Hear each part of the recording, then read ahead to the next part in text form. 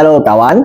Okey, ini inverter tester untuk test itu air conditioner punya elektrik dia ada error ke, ada masalah ke.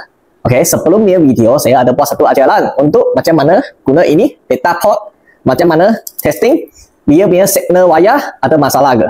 Okey. Dia guna ini dua wayar. Dia untuk test signal punya wayar.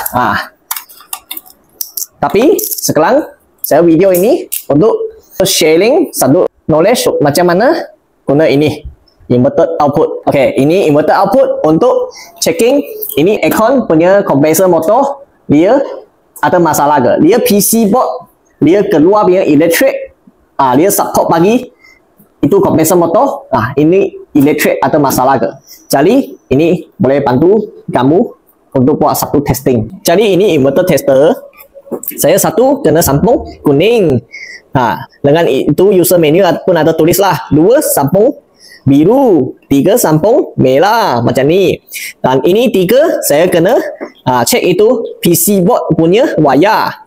Jadi kena macam mana? Kami kena buka cover loh.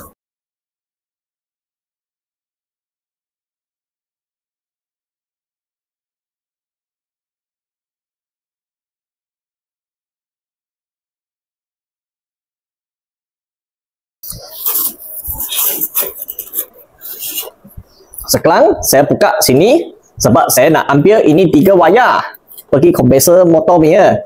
Saya pun boleh buka PC board, ambil tali atas sebab saya kena sambung ini 3 wayar.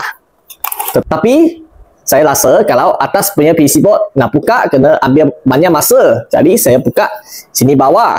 Okey.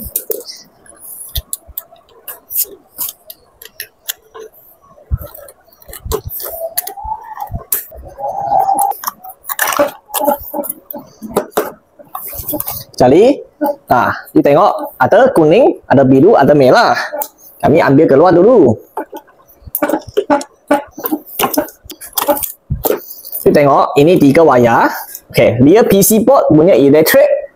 Dia output mari sini. Sini baru bagi elektrik untuk condenser motor starting.